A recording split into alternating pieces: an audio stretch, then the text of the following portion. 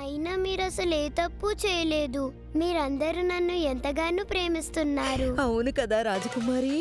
అయినా నేను నీతో కొన్ని పనులు చేయిస్తాను కదా, అది నువ్వు నేర్చుకోవాలని చేయిస్తాను తల్లి. నీకు చేయాలనిపించకపోతే చెప్పేసేయ్, నేను నీకే పని నేర్పించను. లేదు లేదు పెద్దమ్మ, మీరేం చెప్తే అదే నేను చేస్తాను. అయితే ఓ పంచి, ఈ కొన్ని సామాన్లు తీసుకురా బజార్ నుండి.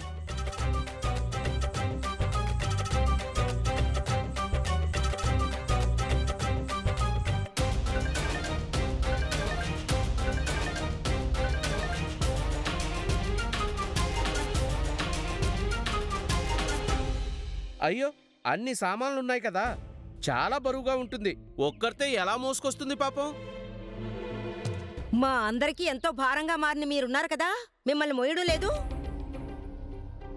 అలాగే ఇది మోసుకొస్తుంది సామాన్లని. నోర్ముయ్, నా సంతోషి ఏ సామాన్లు తీసుకురాదు దమయంతి. అలాగే నేనే తీసుకొస్తాను. లేదు లేదు పెద్దమ్మ, నేను సామాన్లు తీసుకొస్తాను. ఏం పర్లేదు నానమ్మ, మన ఇంటి పనులు నేర్చుకోవడం కూడా అవసరం కదా.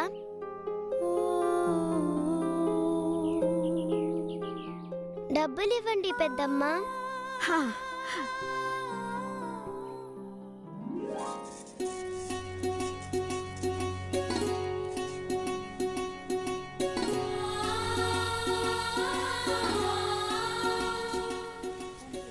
అమ్మా సంతోషి, మామ, చాలా సామాన్లున్నాయి, ఒక్కదానివి ఎలా తీసుకెళ్తావు?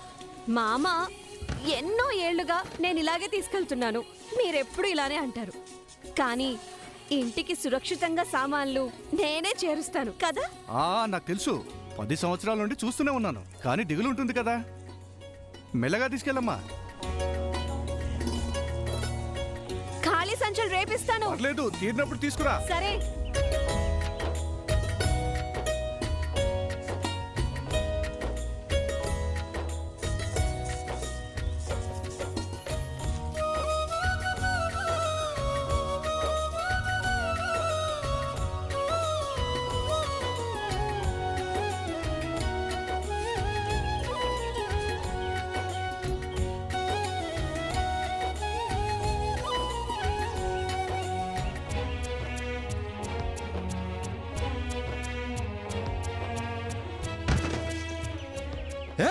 క్షమించన్నా.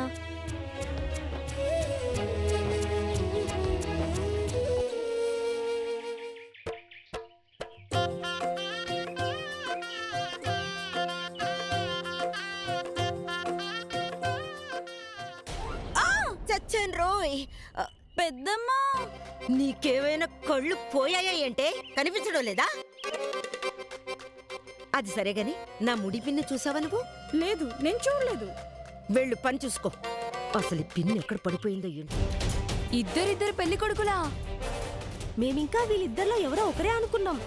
ఇద్దరు పెళ్లి కొడుకులు ఎలా ఉంటారు?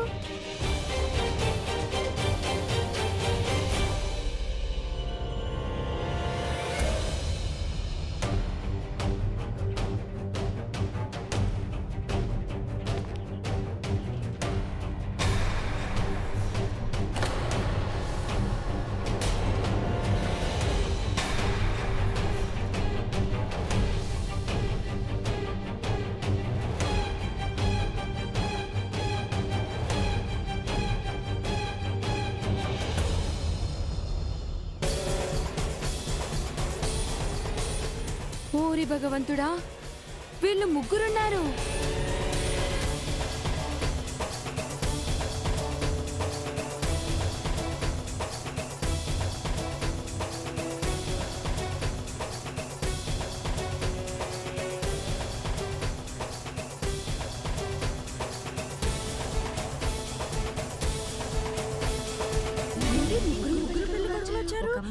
పెళ్లి కూతురు ఒక్కరు, పెళ్లి కొడుకులు ముగ్గురా? ఏం అర్థం కావడం లేదు మాకు.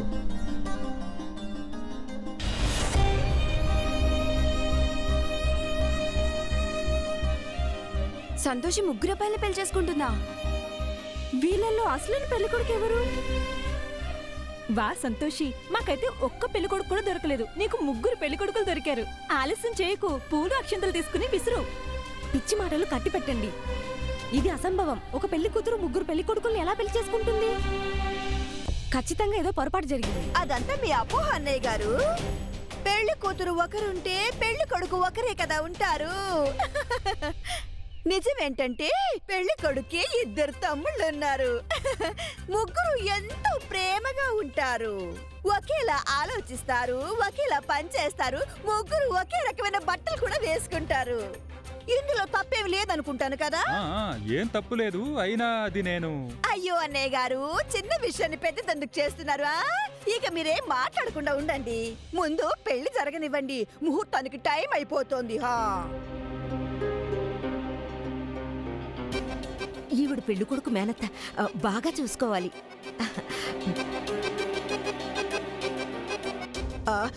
కానివ్వండి పంతులు గారు, మొదలు పెట్టండి. వరుడి చేతులు ముందుకు చాచి పూలు అక్షంతలు తీసుకోవాలి.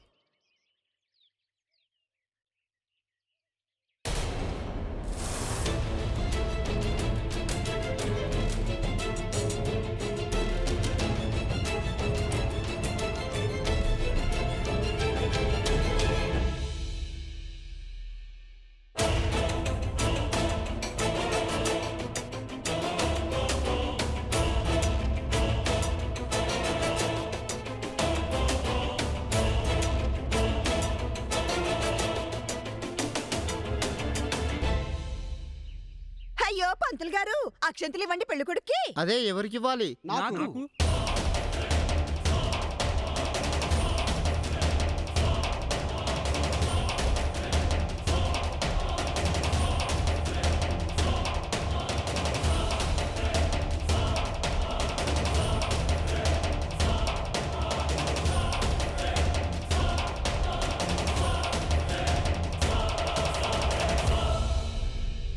అయ్యో, వీళ్ళైతే ముగ్గురు సంకల్పం చేస్తున్నారు.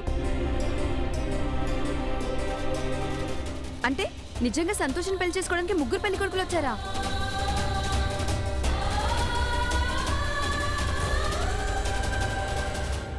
ఏమండి, నాకు తెలుసు ఏదో పొరపాటు జరుగుతోంది.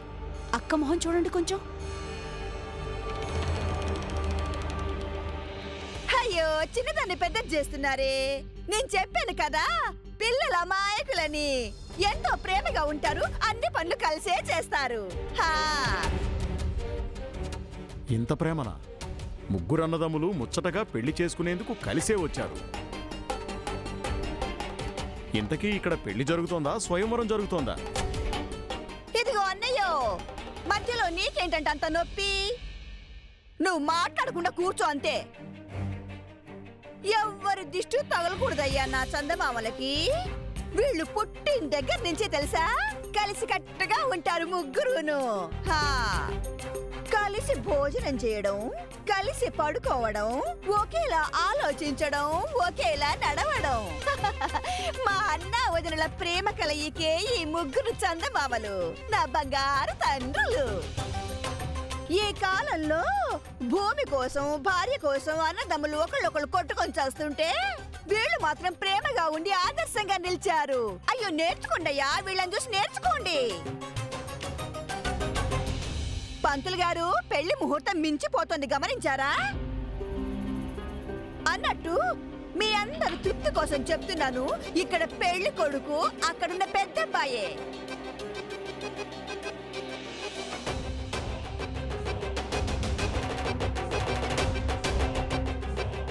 వాడితో పాటు వీళ్ళిద్దరూ ఫ్రీ.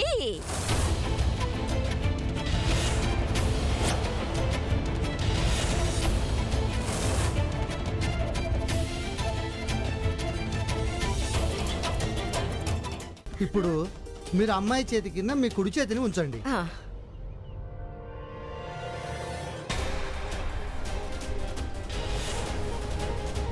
పదండి, మీతో పనుంది. పదండి, లోపల చాలా పనుంది. పదండి.